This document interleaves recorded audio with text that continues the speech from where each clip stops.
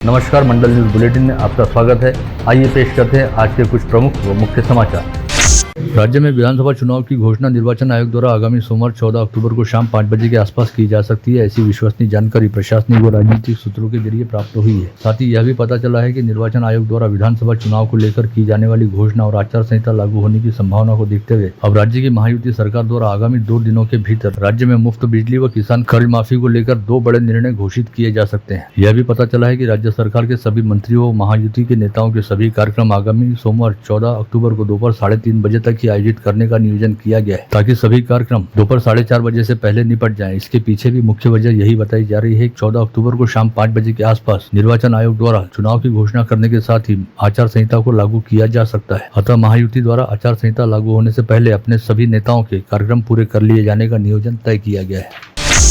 प्रतिवर्षानुसार इस वर्ष भी जिले के पूर्व सांसद नवनीत राणा तथा बडनेरा निर्वाचन क्षेत्र के विधायक रवि राणा ने अपने समर्थकों के साथ नवरात्रोत्सव के निमित्त आज दोपहर शंकरनगर स्थित अपने निवास स्थान से नंगे पांव चलते हुए अम्बा देवी व वीरा देवी मंदिर पहुंचकर देवी के दर्शन किए। इस समय अम्बा देवी मंदिर परिसर में राणा दंपति ने मीडिया कर्मियों से संवाद साधते हुए विभिन्न सवालों के जवाब दिए। इस अवसर पर पूर्व सांसद नवनीत राणा ने कहा कि आगामी विधानसभा चुनाव में जिले की 8 में से अधिक सीटों को भाजपा द्वारा अपने कोटे में रखते हुए सभी सीटों से कमल चुनाव चिन्ह पर प्रत्याशी खड़े कर शानदार जीत हासिल करने का प्रयास किया जाएगा। पण आज माझं लक्ष आहे की माझी अमरावतीमध्ये जेवढी सीट आहे मेजॉरिटी ते कमळ सिंबलवर आम्ही निवडून आलं पाहिजे आणि रवी राणाचा पाना हा सगळ्या नटांना कसते एवढं माहीत आणि बडनेरात पानाच सगळ्यांचा नट कसणार आहे तेवढे सुद्धा माहीत आहे। पण बाकी इतर मतदारसंघामध्ये जे मी पराभूत झाल्यानंतर सुद्धा 15 दिवसात बाहेर निघून परत मी पार्टीची कार्यकर्ता म्हणून मी कामाला लागली तर माझा फक्त एकच उद्देश या जिल्ह्यामध्ये फक्त कमळ आणि कमळसोबत आमचे पाण्याचं जे युतीमध्ये आहे त्यांना घेऊन त्यांना कन्विंस करून आम्ही पार्टीचा प्रचार करू। वहीं बडनेरा निर्वाचन क्षेत्र में भाजपा के सहयोगी रहने वाली युवा स्वाभिमान पार्टी के नेता व विधायक रवि राणा का पाना सभी विरोधियों के नट बोल्ट को पूरी तरह कस देगा और बडनेरा निर्वाचन क्षेत्र से लगातार चौथी बार रवि राणा ही विधायक निर्वाचित होंगे। वहीं दूसरी ओर युवा स्वाभिमान पार्टी के नेता व बडनेरा के विधायक रवि राणा ने मीडिया से बातचीत में कहा कि भाजपा नेत्री होने के नाते पूर्व सांसद नवनीत राणा द्वारा जिले की अधिक से अधिक सीटों पर भाजपा प्रत्याशी खड़े किए जाने की मांग अपनी जगह पर पूरी तरह से सही है, लेकिन वे महायुति का घटक पक्ष होने के नाते अमरावती जिले की 8 में से 4 सीटों को युवा स्वाभिमान पार्टी के लिए छोड़े जाने की मांग कर रहे हैं। इन 4 सीटों में उनके बडनेरा निर्वाचन क्षेत्र सहित अचलपुर, मेलघाट व दर्यापुर निर्वाचन क्षेत्रों का समावेश है, जहाँ पर युवा स्वाभिमान पार्टी का अच्छा खासा जनाधार है। आता भाजपच्या नेते आहेत तर त्यांची मागणी रास्त आहे की त्यांनी मागणी केली पाहिजे, पण मला असं वाटते पक्ष हा घराच्या बाहेर आहे। म्हणजे घरामध्ये आम्ही दोघं एकत्र आहे, पण घराच्या बाहेर सगळे वेगळ्या पक्षाचे नेते आहे। माझा युवासेना पार्टी पक्ष आहे जो मी कुठेही आजपर्यंत एकाही पक्षाचा सदस्यसुद्धा कधी झालो नाही आणि नाही होणार। त्या भाजपच्या नेते आहे, त्यांची भाजपची भूमिका आहे कमळ खिललं पाहिजे आणि माझी भूमिका आहे पाना खिलला पाहिजे। आणि अमरावती जिल्ह्यामध्ये किमान युवासेना पार्टीला 4 सीटा ह्या वारंवार मी मागत आहे।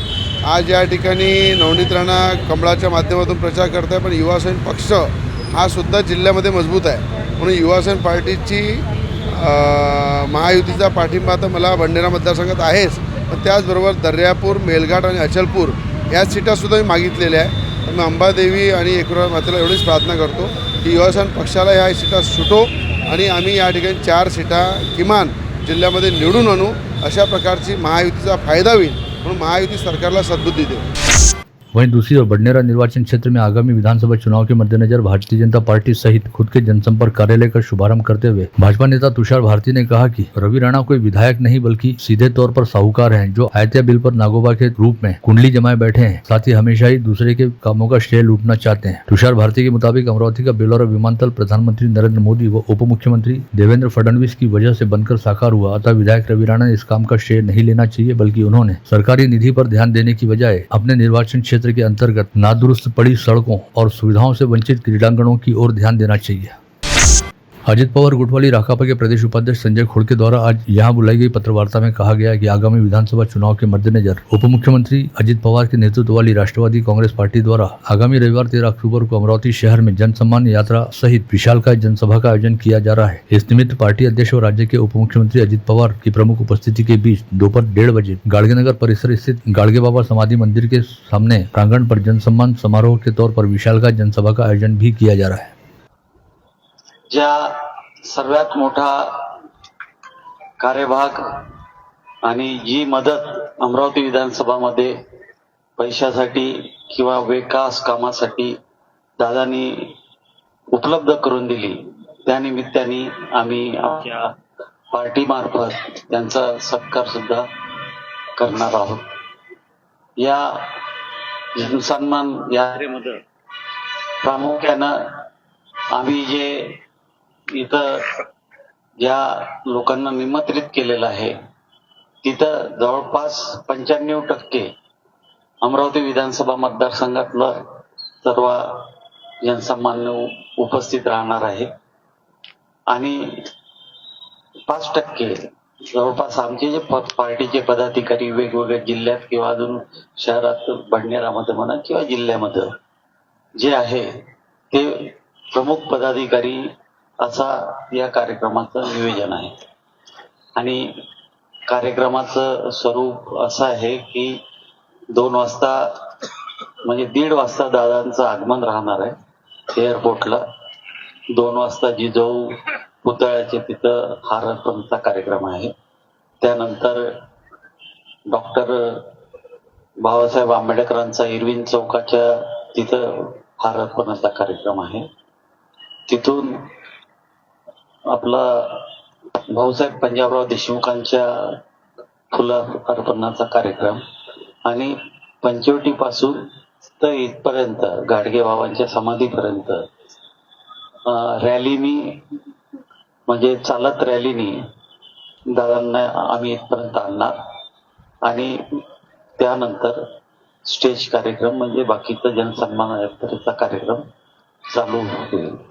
जवळपास प्रफुल्ल पटेल, तटकरे साहेब आणि दादा असं नियोजन आहे, परंतु अजून दोघांचं अजून काही निश्चित कन्फर्म नाही, कारण की प्रफुल्ल पटेल यांच्या मतदारसंघामध्ये त्या दिवशी देवेंद्र फडणवीस साहेबांनी काहीतरी इरिगेशन्सचे मोठे उद्घाटन काहीतरी घेतलेले आहे, त्याच्यामुळे त्यांचं थोडंसं अजून मागं पुढं चालू आहे.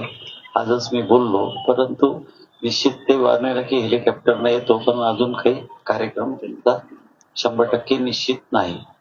तर या सर्व पार्श्वभूमीवर आपल्याकडून आज आपल्या वृत्तकरणातून, आपल्या पेपरमधून, आपल्या टीव्ही मीडियाकडून लोकांना ही माहिती जावी याकरता आजची ही प्रामुख्याने प्रेस कॉन्फ्रेंस बोलवलेली आहे.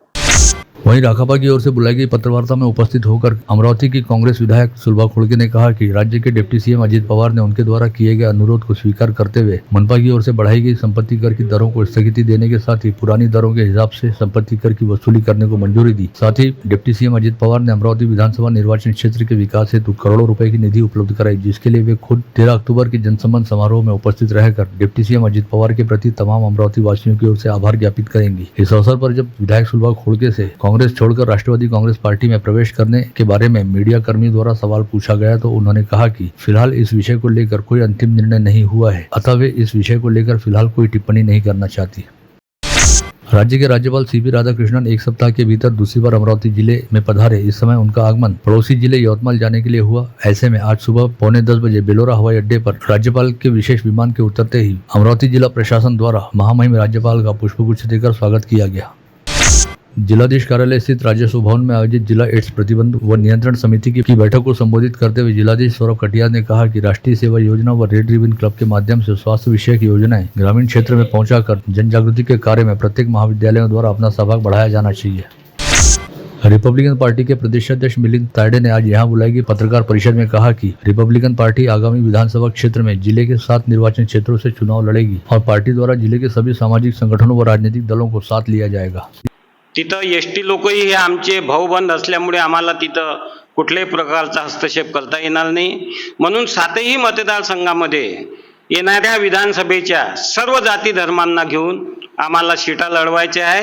अखिल भारतीय रिपब्लिकन पक्षाच्या पक्षावर म्हणून मी सर्व रिपब्लिकन पक्षाच्या जनतेंना, नेत्यांना आणि सर्व जाती गोरगरीब जनतेच्या सर्व लोकांना विनंती करेल का येणाऱ्या राजकीय स्थितीनुसार जर आपण विचार केला तर आपण सर्व लोक अखिल भारतीय रिपब्लिकन पक्षाच्या पक्षामागे राहिलं पाहिजे, जेणेकरून रिपब्लिकन पक्षाला हा इतिहास आहे आणि इतिहास जर पाहत असताना तो इतिहास अतिशय गरीब लोकांना, मागासवर्गीय लोकांना, गरीब लोकांना, एसटी एनटींना हाच पक्ष एक असा पक्ष आहे का तो न्याय देऊ शकतो.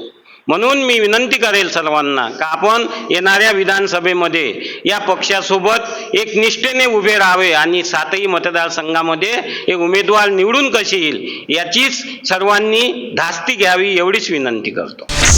महाराष्ट्र प्रदेश आदिवासी कांग्रेस द्वारा आज यहाँ बुलाई गई पत्रवार्ता में बताया गया कि आगामी मंगलवार 15 अक्टूबर को नासिक जिले की इगतपुरी तहसील अंतर्गत वाड़ीवरे गांव स्थित इंदुमती लॉन में पार्टी का भव्य निर्धार सम्मेलन आयोजित किया गया है, जिसमें आदिवासी समाज से संबंधित विभिन्न विषयों पर चर्चा की जाएगी. इस सम्मेलन में कांग्रेस पार्टी के तमाम बड़े पदाधिकारी भी उपस्थित रहेंगे. इसके साथ ही प्रदेश आदिवासी कांग्रेस कमेटी की आज शुक्रवार 11 अक्टूबर को मालटिगड़ी के पास स्थित शहर कांग्रेस कमेटी के मुख्य कार्यालय में एक आपात बैठक भी हुई.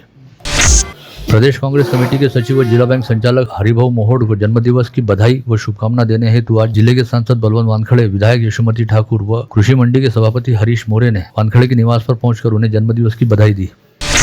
अमरावती क्रेडाई का बेस्ट बिल्डिंग अवार्ड समारोह आगामी सोमवार 14 अक्टूबर को शाम 6:30 बजे होटल ग्रैंड महफिल के रूबी हॉल में रखा गया है. इस अवसर पर विधायक सुलभा खोड़के, निवासी उपजिलाधीश अनिल भटकर व तहसीलदार विजय लोखंडे प्रमुख रूप से उपस्थित रहेंगे.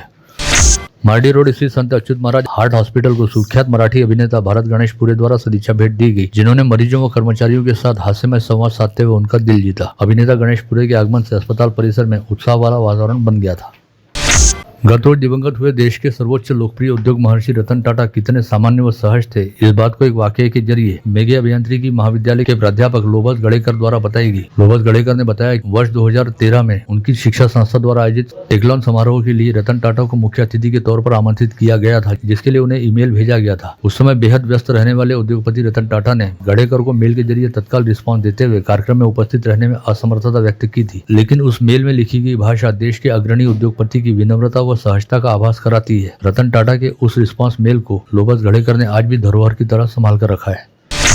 बडनेरा में मोदी अस्पताल के सामने आज दोपहर शिवशाही बस में आग लगने की घटना घटित हुई. भरी दोपहर में सड़क पर जलती हुई बस को देखकर सड़क से गुजर रहे लोगों में भागम भाग मच गई. इसी दौरान यात्रियों को बचाने की हड़बड़ी में कई लोगों ने वातानुकूलित रहने वाली बस के शीशों को पत्थर से फोड़ दिया. हालांकि तब तक बस चालक राजेंद्र लासुनकर ने पहले ही सतर्कता दिखाते हुए बस में सवार 20 यात्रियों को नीचे उतार दिया था.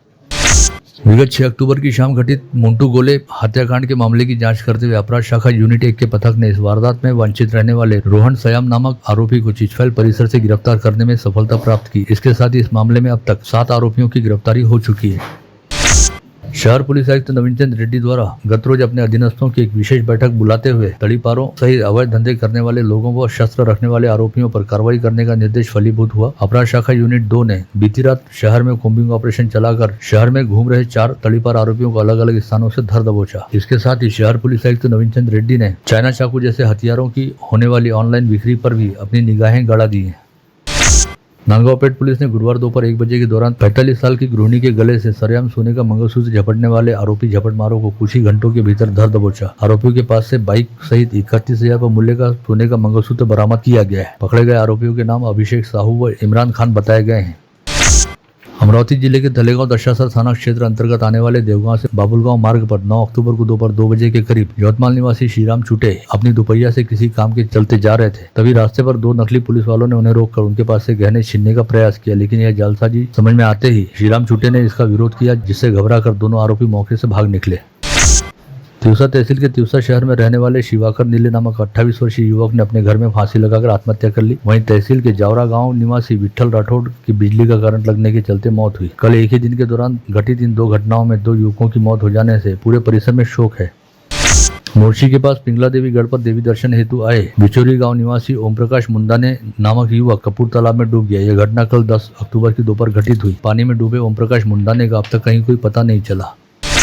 आंबा गेट के पास स्थित नवदुर्गोत्सव मंडल में दर्शन हेतु गए अक्षय कुलकर्णी के साथ कुछ युवकों ने विवाद करते हुए मारपीट की. इस मामले में अक्षय कुलकर्णी की शिकायत पर पुलिस ने प्रथमेश बोबड़े सहित 3 युवकों के खिलाफ आपराधिक मामला दर्ज किया. Maharashtra state board of nursing and paramedical education द्वारा इस समय जेएनएम पाठ्यक्रम के द्वितीय वर्ष की परीक्षा ली जा रही है, जिसके तहत कल गुरुवार 10 अक्टूबर को सुबह 11 से 2 बजे के दौरान तीसरा पेपर हल किया जाना था। इस दौरान बुल्ढाना स्थित जिला सामान्य अस्पताल के नर्सिंग कॉलेज में प्रश्न पत्रिका हल कर रहे 5 विद्यार्थियों के मोबाइल में पेपर शुरू होने से पहले ही प्रश्न पत्रिका की कॉपी पाई गई। पेपर लीक होने की खबर सामने आते ही 5 विद्यार्थियों के मोबाइल हैंडसेट को जब्त कर लिया गया।